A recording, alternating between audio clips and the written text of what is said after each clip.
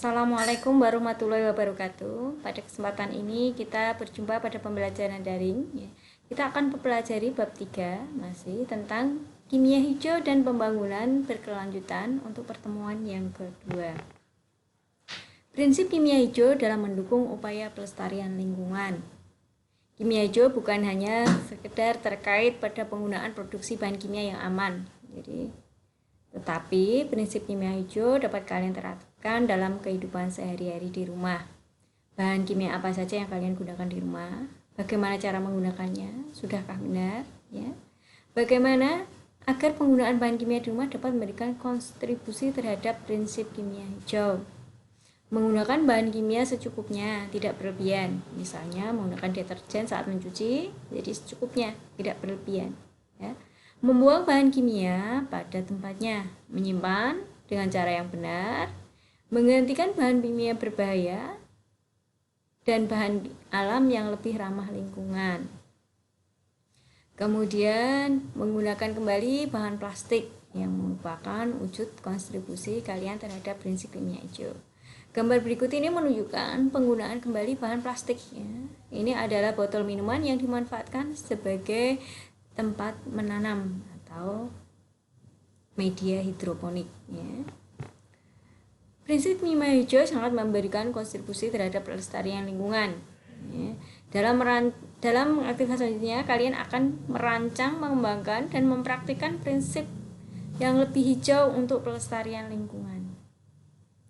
Contoh kegiatan atau aktivitas yang berprinsip pada kimia hijau ini adalah pembuatan bioplastik dari kulit pisang sebagai penerapan prinsip kimia hijau. Jadi plastik itu kalau bahannya dari anorganik itu susah diuraikan oleh bakteri.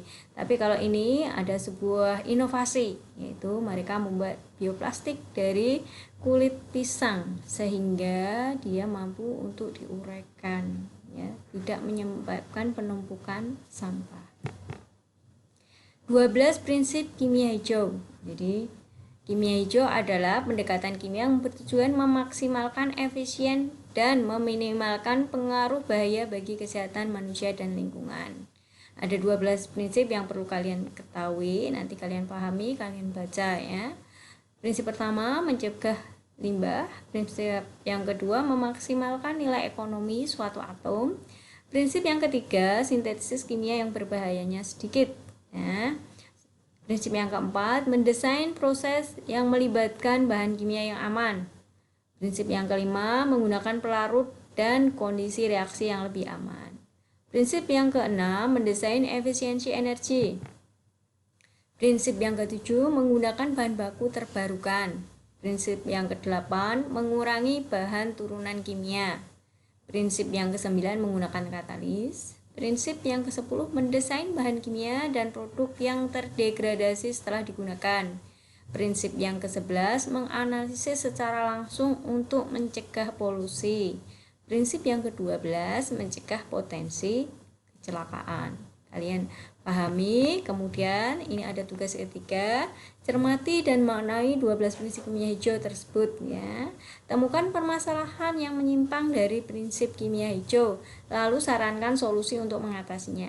Kalian boleh bekerja dengan kelompok, tapi nanti hasilnya tetap ditulis perorangan ya. Kelompok maksimal itu 3 orang, 2-3 orang.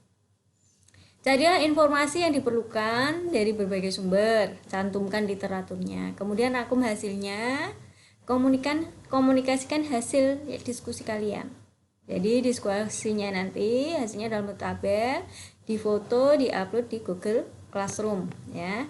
Ini contoh ya. Jadi ini prinsip kimia hijau yang pertama, yaitu topik kimianya mencegah limbah. Permasalahannya seperti ini, solusinya dan sumber informasi yang didapatkan.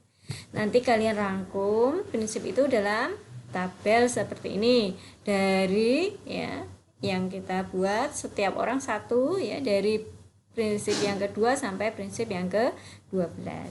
Demikian, tolong diupload tepat waktu ya sebagai bukti kehadiran kalian. Terima kasih. Assalamualaikum warahmatullahi wabarakatuh.